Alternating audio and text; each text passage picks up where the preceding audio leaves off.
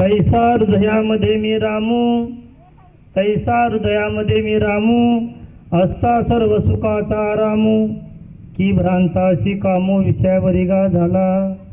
प्रस्तुत प्राप्त प्रसंगी या ठिकाणी वैष्णव मेळाव्यामध्ये प्रवचनासाठी जी ओवी घेतलेली आहे ती माऊलींची आहे ज्ञानेश्वरीमधून. ह्या ओवीमध्ये माऊली सांगतात की बाबा, प्रत्येक जीव आज या ठिकाणी भगवत प्राप्तीसाठी अट्टहास करत आहे. प्रत्येकाला वाटतं की मला भगवंताची प्राप्ती व्हावी. आणि आज काल जर सांगायचं म्हटलं तर अगदी प्रत्येक जण देवदेव करतं. तुम्ही आपण सर्वजण देवदेव करतो, परंतु नेमकं जो स्वयं तुमच्या जवळ आहे त्याची ओळख करण्याचं सोडून आपण भलत्या ठिकाणी फिरत आहोत. संत म्हणत सांगतात की बाबा, देव देव म्हणून व्यर्थ काय इंडसी, निज देवने नशी अरे मोडे कोणी. देवा नाही रूप, देवा नाही नाव, देवा नाही गाव कुठे काही. ज्ञान देव म्हणे भज आत्मदेवा आणि अखंडित सेवा. भगवंत भेटायला प्रत्येकाला आवडतं. तुम्ही आज सर्वजण या ठिकाणी सांगायचं जर म्हटलं तर असं पुन्हा कुणाला वाटलं की मला देवाला माझ्याकडे देव यावेत, असं कुणाला वाटतं? सर्वांना वाटतं की देवानं माझ्याकडे यावं. प्रत्येकाची इच्छा असते की भगवंताने माझ्या घरी यावं. पण असं कुणाला वाटतं की आपण देवाकडे जावं? नाही. विचार जर करायचा म्हटला तर साक्षात तो भगवान परमात्मा इथं तिथं शोधण्यापेक्षा संत मंत सांगतात की बाबा, तो तुझ्या हृदयामध्ये आहे. इकडे तिकडे सोदशी कारे फिरसी वेड्यापरी, असे तो देव तुझ्या अंतरी. आणि नेमकं देवाची ओळख का करायची? कारण त्याच्यासाठी आपल्याला देवाची ओळख याच्यासाठी करायची आहे की जो आत्मसुख म्हणतात ते सुख आपल्याला प्राप्त करायचं आहे. सुख हे कोणाला आवडत नाही, सुख प्रत्येकाला आवडतं. तुम्ही आज आपण बाहेर गावून आलेले सर्वजण आपल्या कॉलनीतील असतील, आज या ठिकाणी कीर्तनासाठी आले. कशासाठी? तुम्हाला कुठेतरी सुखाची अपेक्षा आहे. आपल्यामधून असा एखादा व्यक्ती नसेल की त्याला दुःख आवडत असेल. आहे का आपल्यामध्ये असा एखादा व्यक्ती की त्याला दुःख आवडत असेल? असा एखादा व्यक्ती नसेल की त्याला दुःख आवडत असेल. मज लागी दुःख व्हावे, ऐसे कोणी भावे ना जीवे. माणसाच्या जीवनामध्ये एकच अपेक्षा असते की मी कधीतरी सुखी व्हावं. सर्व सुखाची आशा जन्म वाया गेला, क्षण एक मुक्ती यज्ञ नाही केला. एवढंच माहित आहे की आपल्याला सुखासाठी आपण रात्रंदिवस अट्टहास करत आहोत. हाडाचं काळं रक्ताचं पाणी, फक्त आपल्याला कधीतरी सुख मिळेल एवढ्यासाठी आपण ती गोष्ट करत. परंतु संत मंत सांगतात की बाबा, तुला जर सुखाची प्राप्ती करायची असेल तर आधी देवाला ओळख. जोपर्यंत तुला त्या भगवंताची ओळख होत नाही, तुला शाश्वत सुखाची प्राप्ती होत नाही. कारण सुख जे आहे ते फक्त देवाकडे आहे. सर्व सुखाचे आगर बाप रखमा देवीवर, तो हा विठ्ठल बरवा, तो हा माधव बरवा. मग तो देव आहे कुठे? तो तुमच्यात आहे. आपला तो एक देव कळून घ्यावा. तिने विन जीवा सुख नव्हे, एरते माहिक दुःखाची जनती, नाही आजी अंती आविस्थान.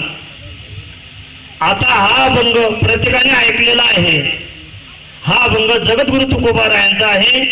हा अभंग प्रत्येकाच्या मुखगत असेल, परंतु त्या अभंगाचं निरूपण असं सांगतं की बाबा, आपुला त्या ठिकाणी जगद्गुरु तुकोबाराय सांगतात की बाबा, आपला जो देव आहे, आपला तो देव सांगितला आहे. आपला तो कोणता? तो हा विठ्ठल बरवा, तो हा माधव बरवा. आणि तो देव कोणता आहे? आपला तो एकच आहे. आणि तो कुठे आहे? आपला तो एक देव. देव म्हणजे तुझ्या देहामध्ये आहे. आपला तो एक देव करून घ्यावा आणि त्याने विन जीवा सुख नव्हे. जोपर्यंत तुम्ही त्या भगवंताची ओळख करत नाही तोपर्यंत तुम्हाला शाश्वत सुखाची प्राप्ती होत नाही. आणि मग तुम्हाला जर भगवंताची ओळख करायची असेल तर मग तुम्हाला काहीतरी करावं लागेल. काहीतरी म्हणजे काय करावं लागेल? संतांचे पाय धरावं लागेल. तुम्ही म्हणतात का हो, आम्ही तर रोज संतांना जीव घालतो, परंतु संत हे अनेक असतात. संत, गुरु, सद्गुरू, जगद्गुरू अनेक गुरु असतात, परंतु जे या भवसिंधूतून पार करतात ते असतात जगद्गुरू. आणि असे गुरु मिळण्यासाठी आपल्याला भाग्य लागावं असतं. ज्याचं भाग्य असतं त्याला मिळत असतं. आणि जोपर्यंत ते गुरु आपल्या जीवनात येत नाही, सद्गुरू वाचून सापडेना सोये धरावे ते पाय आधी आधी. जोपर्यंत आपल्याला ते सद्गुरू लाभत नाही तोपर्यंत त्या भगवंताची भक्ती मात्र आपल्याला होत नाही. कारण की आपण अनादी कालापासून ज्या टायमाला आपण आईच्या गर्भात होतो त्या टायमाला मात्र आता बऱ्याच महाराजांनी सांगितलं की त्या टायमाला आपण तो श्वासाप्रमाणे त्या भगवंताचं चिंतन आपण करीत होतो. मातेची या उदर खवरी पथून विष्ठेच्या दातरी उकडून नवमासवरी जन्मो जन्मोनी मरते. आईचा गर्भ जो आहे तर आईचा गर्भ म्हणजे सहज नव्हे, नाना प्रकारची यातना त्या ठिकाणी आपल्याला या ठिकाणी भोगावं लागत असते. परंतु आपण जोपर्यंत आईच्या गर्भामध्ये 9 महिने 9 दिवस राहतो, मग एवढी यातना आपण कशी सहन करतो? काय सांगू गर्भीची यातना मज भोगिता नारायणा. महाराज म्हणतात की बाबा तू प्रत्येक क्षणाला त्या भगवंताचं श्वासावर भजन करत होता आणि त्या भजनामुळे ते सर्व दुःख तू सहन करत होता. परंतु काय झालं, ज्या टायमाला तू आईच्या गर्भात होता त्या टायमाला त्या भगवंताचं नामस्मरण करत होता, परंतु बाहेर आला आणि वारा कलीचा लागला आणि कोहम रडू लागला.